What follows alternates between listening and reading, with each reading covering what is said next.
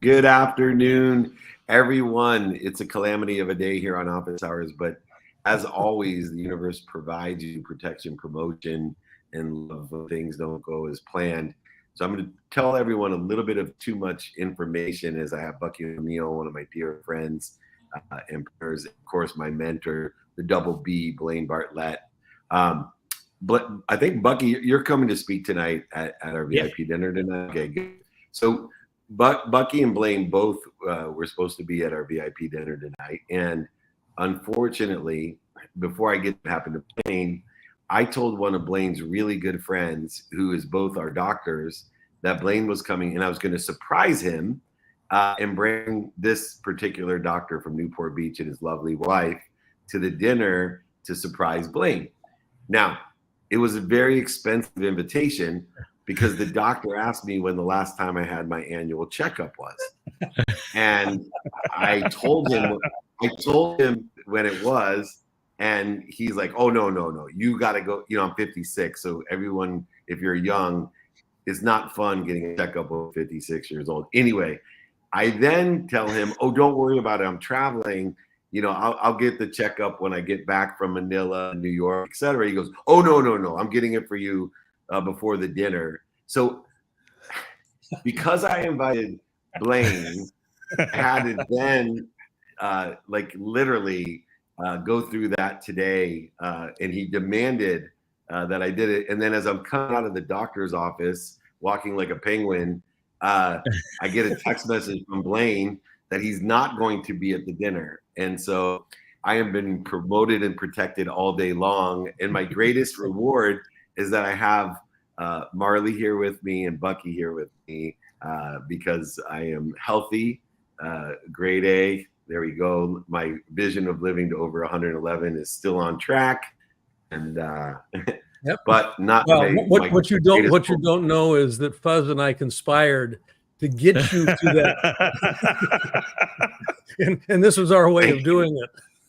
It's like when I told you, I sat on my bed when I was lost and I was like, what's the matter with this picture? I hate my mom. I hate my dad. I hate my best friend. And I hate my wife because they all love me. Thank you, Dr. Buzz and Blaine, for loving me so much. But can you ask the doctor next time not to use 3 fingers? So anyways. Yes. Okay. Now that Marley's thoroughly disgusted, we'll introduce Marley. I'm not actually. My dad is a doctor, and what's so funny is those kind of exams are what put me through Georgetown and everything else. So for me, it's like I'm your girl today. So there you go. This doctor had 4 kids. 3 of them went to law school, so he definitely right. He's paying the price as well. Yes. But welcome another Californian and Marley Majcher. She knows that I have a special place in my heart for double M's. All my kids are the double M's, and so in fact, we went to the Whalers last night. So Marley's up in front of my mind. CEO of the Party Goddess. That's right up my alley. That's for sure. Welcome to Office Hours, Marley. Thanks for having me. Well, we want to get right into it. Let's talk about the Party Goddess and the Profit Goddess, understanding where and how we use bug lights in order to effectuate the attraction of the people that we want to surround ourselves with. It's been a strategy when I was an agent, and it seems like you are a master at utilizing bug lights in order to facilitate either being the Party Goddess or the Profit Goddess. How much of your strategy is to bring the right people to attract the right people? I mean, I don't want to say it's my whole strategy, but it is probably 95% of it, because I used to do it so wrong. And all you do is spend your time spinning your wheels, trying to sell or trying to close a deal that the person can't afford you in the first place. Your personalities would never match. And you just it's like swimming uphill all the time. But if you just attract the right person, the magic is, it's so easy. Like I was having that kind of a conversation with myself today where I was like, it is just amazing the difference between when you're aligned with somebody and when you're aligned with your target audience or who you really resonate with and when they get it. And You could give them the request for the deposit. You could give them the contract that says, I own you and your image for the rest of your years. And they're like, signed, we'll take it, you know? And then you can have somebody who's not aligned and all you say is, you know what, I'm going to waive the deposit, give me 10 cents. And they're like, oh, an outrage. So it's a huge part of the strategy. I love that. Blaine. And yeah, the idea, there's a notion around, you know, a lot of the work I do is in the field of leadership, in the domain of leadership. And an extraordinary leader is actually an extraordinarily elegant host. Yes. And that hosting mechanism, that hosting dynamic is about who do I connect with whom? Right. It's not just jamming folks together. So if you put yourself in the domain of leaders, the extraordinary leaders, how did you learn to host so well?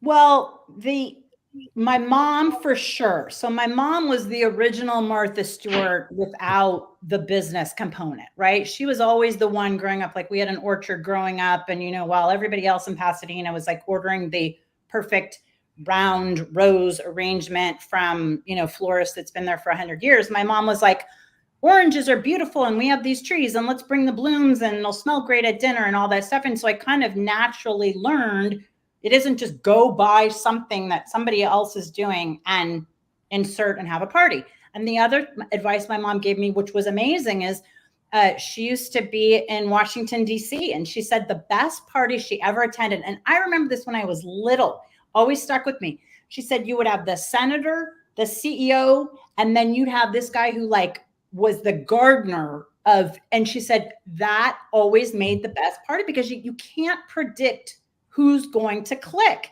And so instead of just saying, oh, all people of this, you know, who have this much money or this kind of education are going to do well, it isn't. And when I started to do that, and you see the magic come alive of somebody who's like a personal trainer, who's with a high school education, and they get along with my friend who's like one of the top lawyers in the world, you just have to use your gut and put it together. And if you say, hey, listen, I like this person, they're totally different, but they've got great energy and they've got something to say and they're positive, it's going to work.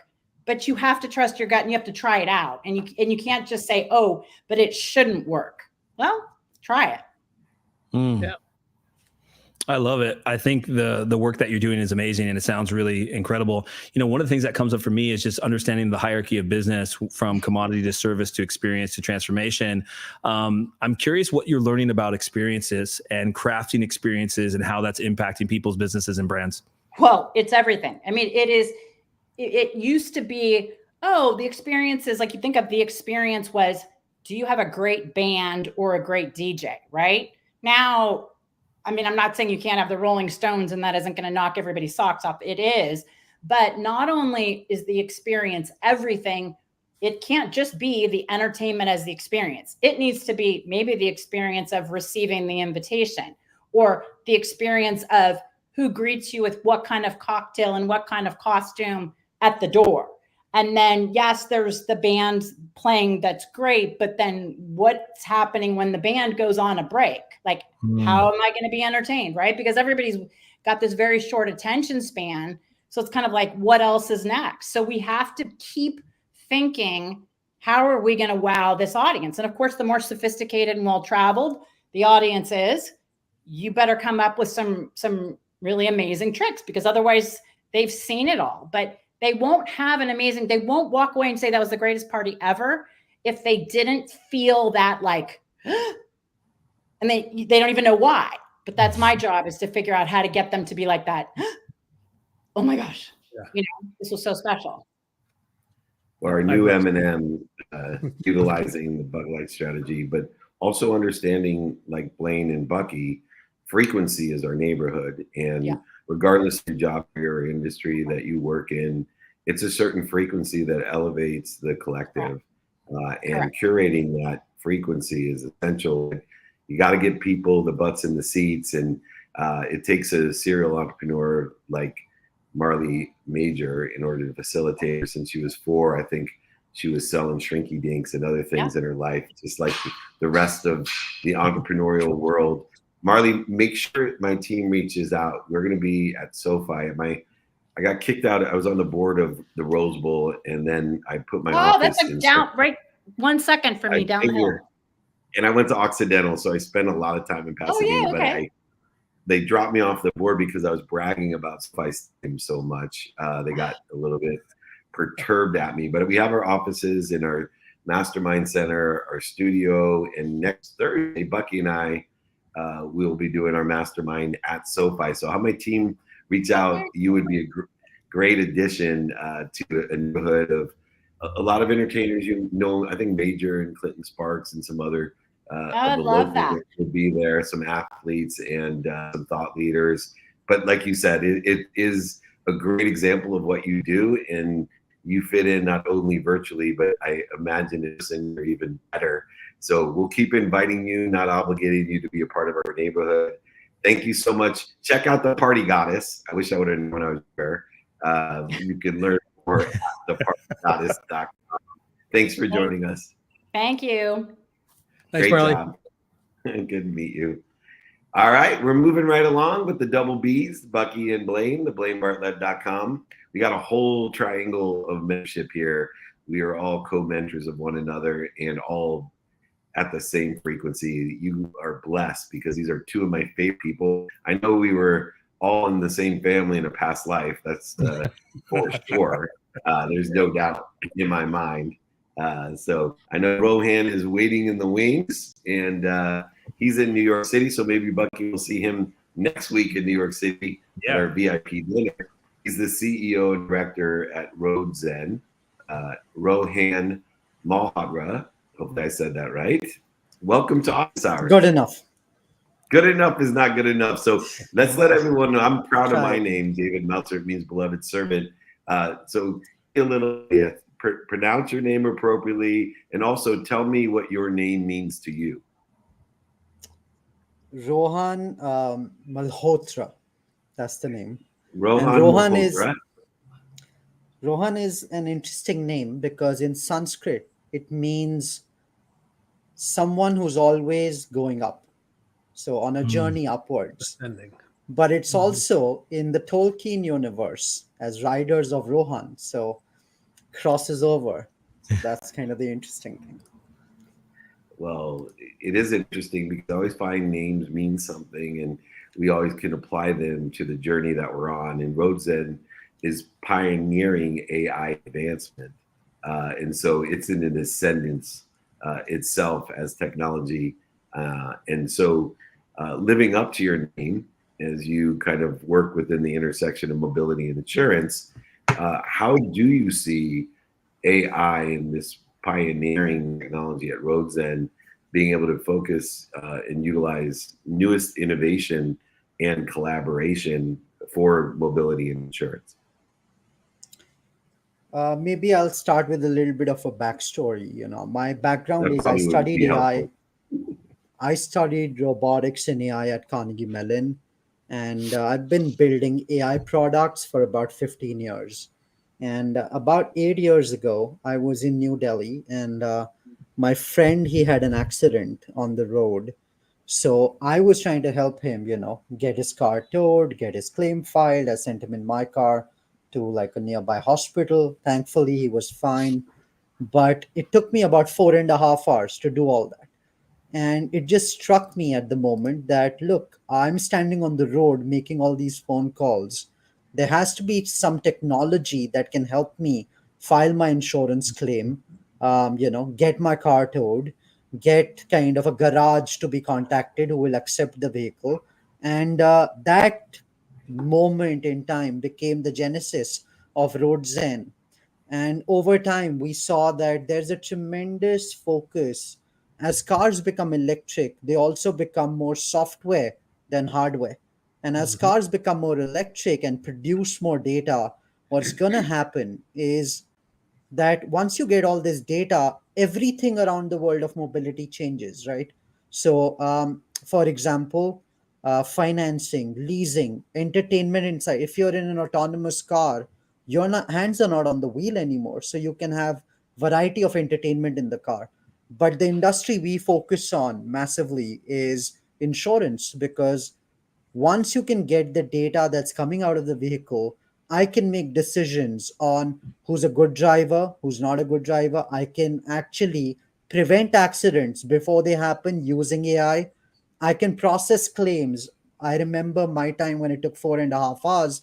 Roadzen uses computer vision technology, which is really making cameras make decisions rather than humans, and using that to process a claim in under 2 minutes.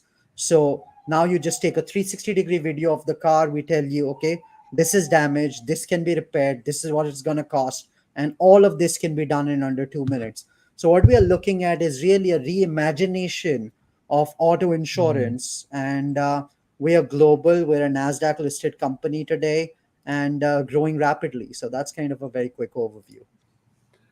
With a huge pre-money valuation of like $683 million. So they must be doing something right, huh, Blaine? Yeah, I would say so. I'm interested. The insurance industry as a generic sector. I know, yeah, in California, we've got a number of insurers that are pulling out of homeowners insurance, fire and casualty. I mean, all of that stuff. What do you see if you look at the tea leaves, Rohan? You're specializing in the automotive space here, but it's not going to be buffered or immune from some of the stuff that's going on that's affecting traditional casualty insurers. What are you seeing down the road here that you're actually beginning to, as a forward-thinking strategy here, taking into account with the way that you're going to market? Yeah, I think the home insurance market in California and states like Florida, they are under stress because of climate-related changes. Mm-hmm. And even the auto insurance market, if you guys saw the latest CPI print, the inflation index, the number one contributor to inflation right now is auto insurance. Yeah. And the way that you cannot wish away the rate increases. It's because insurers are not making money. They are making massive losses because they've underwritten a policy and they're getting more claims than what they've underwritten. So the only way that you will get this under control is to use some of the technologies that Roadzen is building. For example, like we have technology today that can give a driver a 3-second alert before an accident, and we can reduce almost 70 to 80% accidents on the road that are caused by what is human distraction errors. You're looking at your phone, you fall asleep, you don't notice the car in front of you, etc. And if you can reduce accidents, if you can eliminate claims fraud, which is another 5 to 7% of overall premium, if you can process claims faster, that's the only way to bring this kind of overall macro situation in control and control the rates. Because as a consumer, you cannot afford to pay 20% every year extra on your auto insurance costs or your home insurance. So what we're going to see, we call it, insurance was very reactive, right? Something bad happens, now you call your insurer. We're changing that. We're making that a lot more proactive, that you are now in control. You can prevent bad things before they happen, specifically in the case of auto insurance, and that typically applies across home. And we think this is the way, technology is the way to solve a lot of these challenges that are happening in the insurance industry, not just in the US but worldwide. That's great. I love what you shared earlier, Rohan, about your name and this piece on always moving forward. And I even think about the name of Roadzen and the relationship to spirituality and all these things. One of the things that popped out for me when reading the profile was this piece on innovation. I would love to hear your take on innovation as it relates to your name moving forward and this kind of evolutionary process that we're in. I mean, I think we're living in the golden age of innovation right now. You're seeing AI come up. You're seeing people land rockets, land them back on Earth. Somebody's building the Concorde jet again. I think there's going to be tremendous advances in medical science, in DNA protein folding, for example. It used to take a scientist months to recognize one protein structure, and now Google has simplified all of them using their DeepMind program. We think that AI. There were three major computing waves before us. There was the internet, there was cloud computing, now there's AI. And we think that AI will be as big, if not bigger, than all of those other waves. And it does not just have an impact in the world of computing, it has an impact in every single industry that you look at, in healthcare, in insurance, in automotive. We are going to see tremendous advances and acceleration of these advances across the board. So this will be, I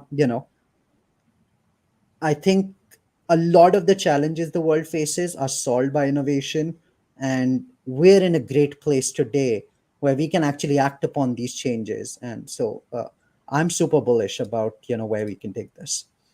Great. Entrepreneurs will save the world, and it will take entrepreneurs like Rohan Malhotra to save us all with his incredible ascendance and innovation. We are so grateful to have people on Earth that are more interested than interesting in the technologies that it can be utilized as a servant, not a master. All tools can be utilized for good, and Rohan understands how to utilize some of those tools, and AI specifically, in order to enhance our lives, provide better safety and a better economy. And we appreciate you. We'll be in New York next week, Rohan. So my team will be reaching out, inviting you to meet Bucky and I in person.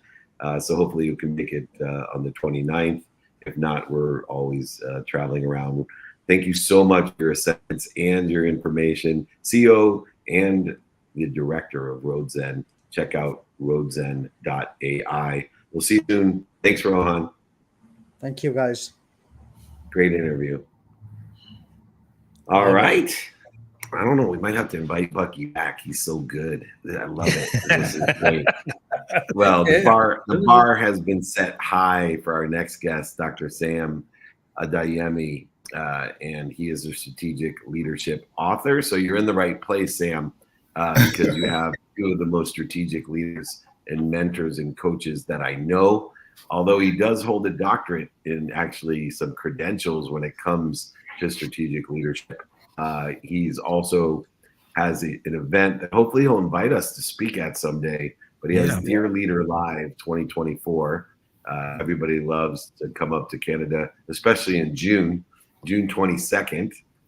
So put us on your list of speakers, my friend, because what you talk about, what you teach, what you empower people with are some of our favorite things to empower people with. For you, you've done so much within the context of leadership and around the world. What have you seen in the evolution of leadership, especially in the last few years with COVID and AI, remote technology, virtual fakes, all the different things that are facing us as leaders? What have you seen as the biggest factor in the evolution of leadership in today's strategic leadership? Thank you so much, David. Thank you for having me here.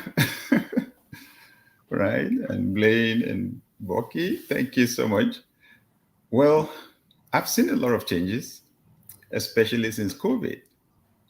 At the basic level, leadership is ability to influence one or more people to achieve goals. So leadership is primarily about people. Somebody said leadership is moving people from point A to point B. It's about bringing improvement, right? And then I saw something happen during COVID. COVID changed the human psyche. COVID made us to evaluate our values. It rearranged people's priorities in a massive way. A lot of the things that we thought were really important, things we thought we could not do without, we rearranged everything when COVID happened.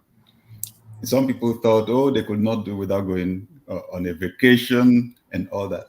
We all had to stay at home. You couldn't go anywhere, right? I have a cousin who is an executive, is a leader. He ordered a pair of shoes, beautiful shoes, just before COVID. The shoes arrived after the lockdown started. So he said he brought the shoes out of the box, put them on, and was walking around his living room. So his wife teased him and said, "Oh, wow, your shoes are beautiful." He said, "Thank you." So she said, "So where exactly are you going with the shoes now?" The shoes had kind of lost value. You just wanted to stay alive, right?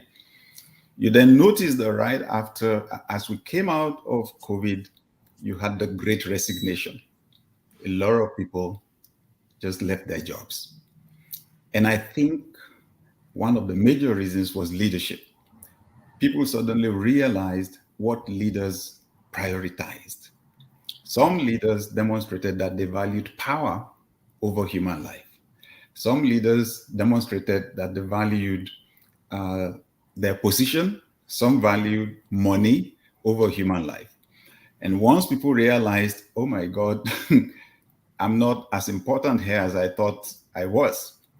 I need to think for myself now. I've got to have a plan for my life. That was when they rearranged their values, and some of them just jumped out of their jobs. So first, I see that rearrangement of values and the need for leaders to value people. I know some people find it difficult to use the word, but I use the word love in the boardroom, right? I saw a book titled recently, Love as a Business Strategy. Mm-hmm. You've got to care about people genuinely. They're not furniture, they're not some equipment you use and dump. They're people with feelings and aspirations. And my encouragement to leaders right now is you've got to love people genuinely, right? That's when you get the best out of them. And then the shift to technology, to leveraging technology, COVID forced that on us. Some of these technologies had been there. We did not prioritize them, right? But then COVID forced us to go online, and then we realized, okay, so Zoom's been there all the while, right? And that's changed things. I think that worked in favor of the younger generation, because many of us in the older generation are trying to catch up when it comes to technology. And with that, I ask leaders to pay attention to young people. Pay attention to the young. It's time to empower people. And honestly, the young people that are being born now, it's like they're born wired for technology, right? You'll be amazed what a 2-year-old will do with the phone now. That means that the terrain has changed. And if you're an older person, you had better focus on empowering people and getting other people to help you to do the job. And you had actually better be listening to younger people, because they see the world with a different perspective, right? We need to listen to them. We need to value them, right? And we need to empower them, get them to do the job, right? So we need to pay attention also to succession and leadership development. Mm-hmm. Right. You know, Dr. Sam, yeah, the idea, and I'm going to go back to, the influencing comment that you made. I've been working in the field of leadership for about 40 years. Wow. And the idea of compassionate capitalism that David and I co-wrote together, international bestseller, it hit #1 in 5 international markets when we released it. Amazing. And what that tells me is it hit a chord in people's sensibilities. It hit a chord in their hearts. About there's a different way to actually conduct what we call business. Right. And the idea of influencing rather than command and control, the idea of inspiration rather than motivation. And I'm interested with your academy, the Daystar Leadership Academy. Right. One of the ways when I'm working with leaders, one of the invitations that I put in front of them is pay attention to how people feel about themselves when they're in your presence. Do they feel as if they're uplifted? Do they feel as if they're, if they're capable to be? We'll just start with capability here. I'm assuming with Daystar, with the Leadership Academy, you aren't really working with traditional command and control levers. It really is, as I'm listening to what you're saying here, more about the mindset, the heart set, and then the handset. Can you talk a little bit about this with how you're working with these kids?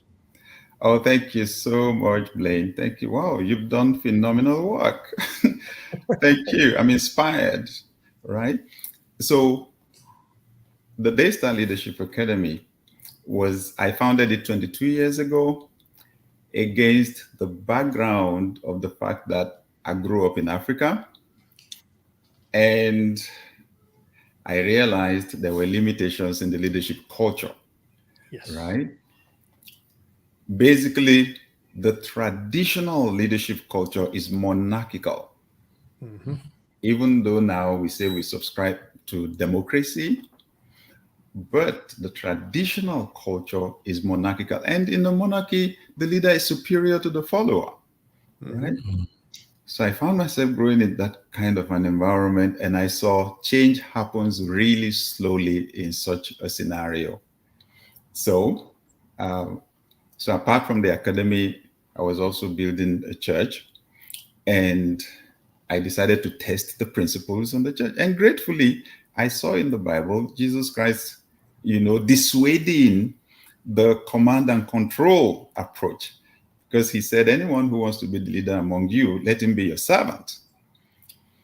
So I said, okay. So at the corporate level, we decided to go countercultural. So one day, so I observed that, especially as the church grew in size, grew from just a handful of people to about 40,000 attending services at weekends. And as the numbers grew, then I saw that my minders, right, would want to push people. It was like, the powerful guy is here. Move, move, move. Yeah. So one day I made an announcement to the whole church. I said, look here, the fact that I stand on this stage does not make me superior to you, okay? Mm-hmm. It's our roles that are different. Intrinsically, our values are the same. So I've instructed the guys here not to push anybody because of me. I said, if they push you, it's their problem, not mine. I've told them I am not special. You are not here because I'm special. I am here because you are special. I was deliberate in saying that because remember, this was culture, right? So even the people, the followers expect, they believe they are inferior to the follower. And I leveled the field. We are the same. And then I observed, we were having a meeting one day and we had just moved into a new facility. We were talking about the chairs. And then we were talking about the pastor's chairs. And the pastor's chairs used to be special. And somebody said, excuse me, but this is running contrary to our values here. Why should we sit on special seats? And everybody said, oh, wow, that's true, get rid of those chairs. Whatever the church members sit on, that's what everybody is sitting down on. Mm. And that communicates to people. Mm-hmm. So when I started the school, the leadership school, I observed we don't have leadership in the curriculum. In Nigeria, where I grew up, it's not in the schools. No leadership school. We had only one business school at that time. I said, come on, this is such a huge need. I've got to start a school that will address this. So we teach leadership and the things you teach in a business school, like project management and so on, entrepreneurship and financial management, because there was only one business school that was teaching them in the whole nation, and it was expensive to run courses there. We made our own courses very cheap. It's a non-profit, and we've had over 45,000 people come through the school. And employers tell me their best employees are the ones that came through our leadership academy. Yeah. And Bucky, let's we got a couple minutes because Adam's waiting in the wing in the green room, and I want to make sure that we give him appropriate amount of time. But we're going to have Sam back as well. But I really want to hear your question. Just if we can keep it a little bit on the brief side, so we can accommodate Adam as well. Yeah, absolutely.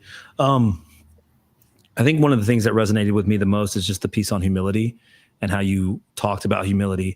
I'm curious about where that comes from for you. Where did you learn that? Obviously, you talked about the church, but I'm wondering if there's a different type of relationship to it and why that's important in leadership for you. Thank you. Well, I say that one of the most important leadership institutions in the world is the family. And I'll tell you that I saw my parents model humility. So I find it difficult to relate with other people and to see myself as being superior to them. The amazing thing, though, is that I see that the structures built around success in our world feed your ego. The higher you rise, the bigger of everything you get. You get the bigger title, the bigger office, the bigger this, the bigger that, the bigger salary. And if you're not careful, you get a bigger head. Your head. Right. Yep. Oh, so good. So we need Beautiful. humility to Well, manage. I will tell you, Bucky and I were together in Atlanta, and when it came to humility, we heard the best quote that I've heard in a long time about and from one of my friend's moms. And she said, there's only two types of people, Sam. There's humble people and those that are about to be. And Right. I love that quote about humility. And speaking of humility, what a great way to end, and what a great question, Bucky, about what I saw and the light, the love, and Dr. Sam Adeyemi. He's amazing. We wish we would have got together in Atlanta. He would have been a perfect addition. Strategic leadership author. We all want to participate in events. So everyone check out the Dear Leader Live event, Dear Leader Live 2024. It's a leadership conference in June 22nd, Mississauga, Ontario, Canada. It'll be beautiful that time of year. Don't expect us to come out in January, but we will be there if you need us. So give us a call. Thank you, Doctor. We appreciate you. Keep up the great work. Thank you so much. Thank you, everyone. Thank you. So beautiful. I don't know, all my friends from Nigeria have the best energy. You guys ever notice Oh, that? they do. They're So wonderful. good. Yeah. It's like Yeah, Kenya as well. All right. The word for the day for Adam Warner is patience, but at least he can drive over and see Dr. because they're both in Atlanta. He's the head of U.S. operations at InDrive. I'm always amazed at our production team, how they get these related people in here. This is amazing. InDrive's rider and driver friendly pricing policies obviously is aligned with our friend Rohan as well. I don't know if they're friends yet, but they should be. Welcome to Office Hours, Adam. It's absolutely a pleasure. I appreciate you all joining me for this lovely conversation. And yes, your last couple guests were amazing. So I'll definitely be looking at roadzen.ai and definitely learn. I need it. I need it. Well, you've been in operations for a long time and contributed to Lyft's growth as well and their expansion, especially within the context of their fleet division. But none of this stuff works unless they have the appropriate pricing. And we heard that about homeowner policies, for example. How is that going to survive when they're twilling? Forget 20% increases, 300% increases in California, or non-availability. What are some of the things that you look at when you look at friendly pricing policies at InDrive? Yeah, thank you for the question. You know, it's really unique what we do. I am lucky enough to be in a situation and scenario here at InDrive where I don't set any pricing algorithms whatsoever. So talking about that friendly pricing and kind of keeping with that theme, our marketplace is completely set by the passengers and drivers. So we're just like any other rideshare company that you know and have heard of here in the United States. But before I kind of go into that pricing scenario, we're the largest rideshare company that you've never heard of. We're in over 40 countries around the world, over 600 cities. And we're now bringing this very global company here to the United States. And we're happy to share that. And so that big difference really boils down to that pricing that you're mentioning.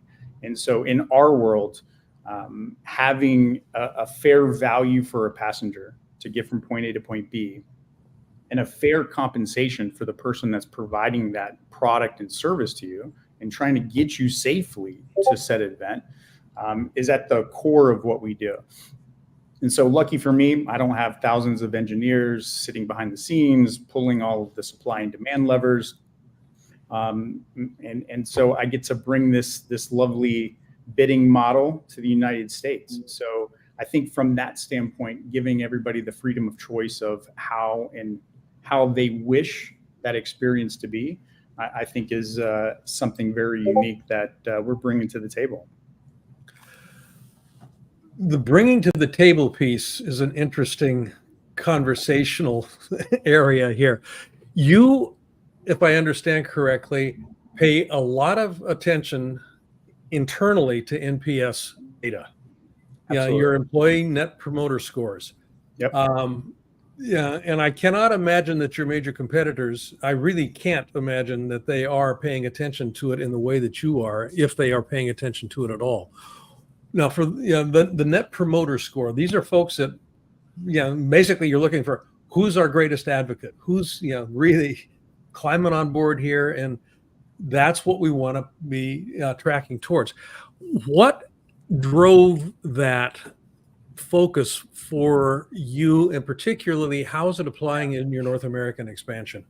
Yeah, look, like for me personally, my greatest leadership principle that I believe in, I just affectionately call MTI, managing to the individual. I think that that's super important. So the reason why I say that is because why is that important? How does that translate to NPS?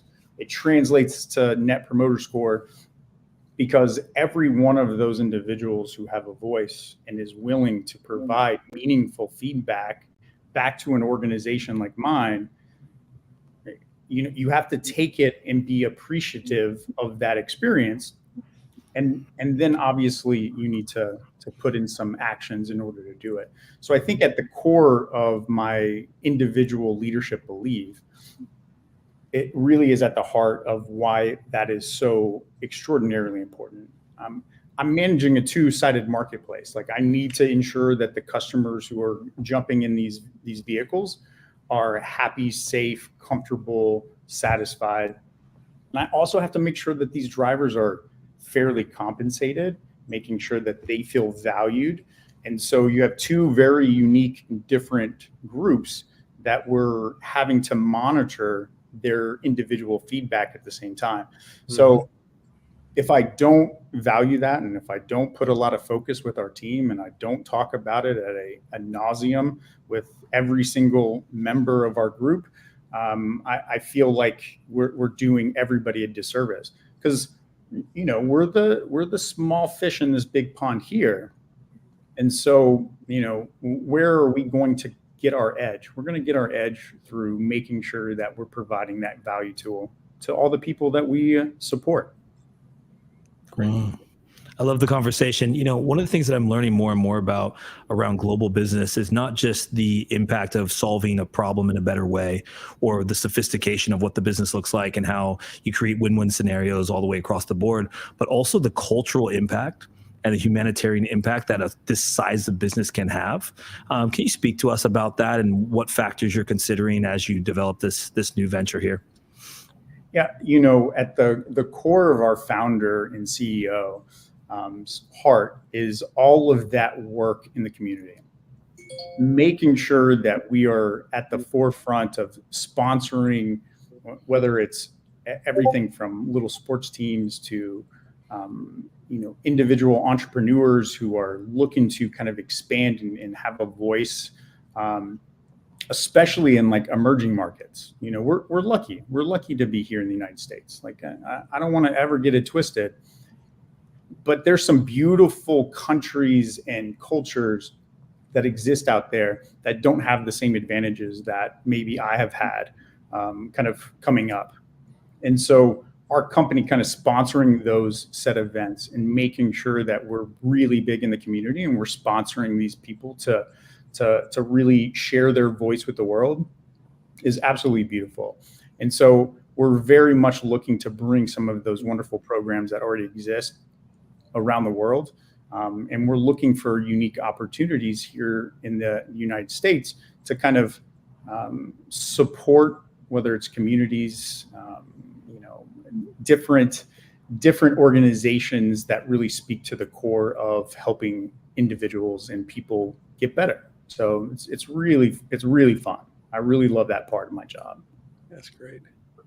And we certainly appreciate the community aspect of what you do in understanding value by providing people more of what they like and taking away the things they don't like or diminishing some of those things as well. But that community, its basis in not using technology, but just using a true fair marketplace is an extraordinary cost savings to actually use human beings to determine what a fair price is, not analytics. And I think that resolves a lot of the interference that people have when they utilize your competitors, at least here in the United States. And I have used all of our friends around the world as I travel so much internationally as well. I see nothing but a bright future for everyone who's part of the community when it comes to InDrive, whether it's the people that work there, the drivers, or those who step in a beautiful, safe, comfortable car at a fair price for everyone, and also reducing the cost so that those fair prices are available, which I think is a huge competitive advantage when it comes to InDrive. Your CEO, Arsen Tomsky's vision is being well executed by you and many others. Adam Warner, please promise us you'll come back on our shows. I think the world needs more exposure. We'll be reaching out as well to help amplify your message and elevate the awareness to a community of people that want to buy from each other and sell for each other and provide true value. Thank you for taking the time and your patience, and we look forward to having you back. Thank you all so much. You guys have a wonderful rest of your day and week. You got it, Adam. Thank Thank you, you Adam. so much. Adam, he was the first Bible, but the last on the show, and we certainly appreciate everything he's done. Now, Bucky, you're new to the game, but I know we're going to have you back because you did an extraordinary job and you're part of our tribe and our vibe. So this is my favorite part of the show called Takeaway of the Day, where you get to give me what resonated most with you. I'll let Blaine go first to get the groove going and warm up the show. He's moving possibilities into reality. BlaineBartlett.com. My mentor has gotten me where I wanted to be as fast as we can. I used to say Blaine and I are a 1-2 punch. Now we got 1-2-3 knockout punch with David Meltzer, Blaine Bartlett, and Bucky O'Neill. He fits into this crew amazingly well. Blaine, what's your takeaway of the day? It's going to organize around one word, and that word is experience. Yeah. If we're looking at planning a party as a host, what's the experience that I'm generating? Yeah. How do I curate that? Whether it's, in something as seemingly sterile as insurance. But if I can actually create an experience where I don't have to spend 4 hours, I can actually spend 2 minutes. All of a sudden, the most valuable commodity to me in my life, which is time, becomes abundant again. I'm not wasting it someplace else. And the same is true with Dr. Sam, with the idea of humility. How do people feel about themselves when they're in the presence of the leaders that they're working with? And not command and control, not a cog in a wheel, but do I feel as if I've got autonomy and I'm important? Am I heard? And then the last piece here, this is the question that I had asked about the Net Promoter Scores, the experience that people have that end up creating stickiness, both with the consumer side, the customer side, but also with the employee side. If the experience is paid attention to, everything else seems to work. That's Beautiful. It. Beautiful. Bucky, I can't wait to hear what resonates with you. Yeah, the thing that comes up for me is it's innovation, it's constant evolution, it's understanding that things are always changing, the climates are always changing, and how we're doing business and operating in the world, it demands this level of evolution in order to stay congruent. What was interesting for me is, as we spoke to each speaker, is that there was a tie to their story. Whether it was my mom was the host, or I grew up in the church and my family. And I think, our story is so important, and our connection to our story and the lessons that we've learned and how the lessons from the past really transpire in the innovations of the future. I just saw that again and again and again with each one of the speakers, and just the level of service and thought that's coming, like even the name Rohan and this idea of like constantly moving forward. Like for me, that was the piece that I'm taking away is that we're always on this path of moving forward and how we can integrate our story and who we are and the lessons that we've learned into the creation of our businesses and the way that we serve, and how that can really make a difference in the world. No doubt. I'm so blessed to be the dumbest one here, because that's my mission, always not to be the smartest one in the room.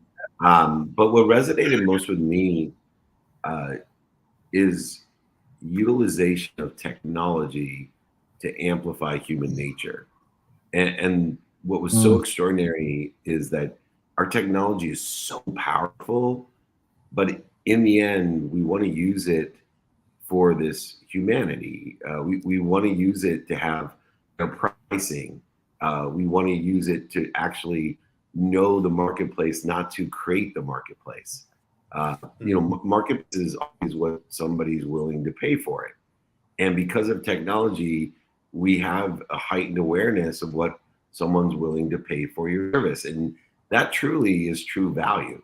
And there's no manipulation of the market. It's the technologies that we're utilizing and into a corporate humanity at its core fairness, or to create a truth that doesn't need to be oversold, back and sold, lied, or cheated by analytics or data, but simply using technology to create a true marketplace message. My takeaway, and really, really hit home how cool that is. That we don't have to waste all this money on the analytics side. Let's just create technology that lets human beings decide what they're willing to sell it for and buy it for. The perceived value and bottom line effect of what I try to teach people at its core can be facilitated by the technology.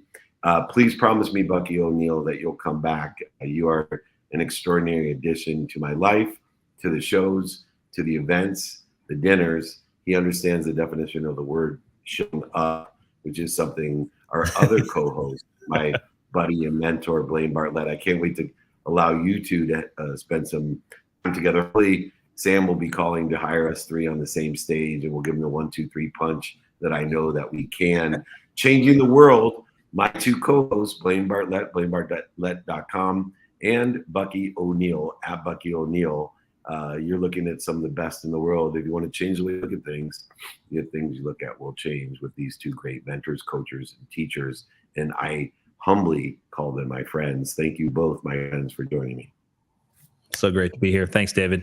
Thanks, David. See you soon. Love you, buddy. Love you, buddy. All right, everyone. Just as a reminder, we got a dinner in a couple hours here in Orange County. We'll be doing a mastermind at SoFi Stadium next week and a VIP dinner in New York. We are celebrating all the celebratable.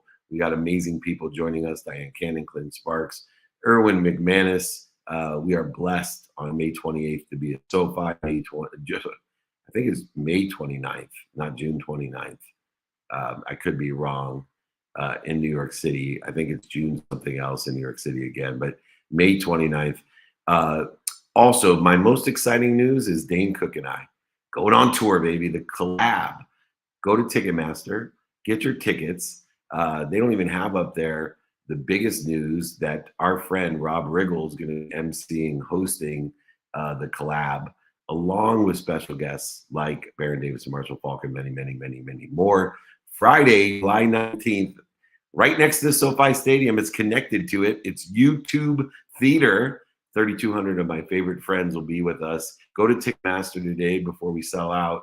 Come and join us. Rob Riggle will be the MC and host with Dane Cook and I, the collab, collaborating with everyone there, special guests, but also the audience. We'll be taking audience participation during the collab. Go to Ticketmaster July 19th. It's a Friday. Come and join us. Be more interested than interesting. Laugh louder, think bigger.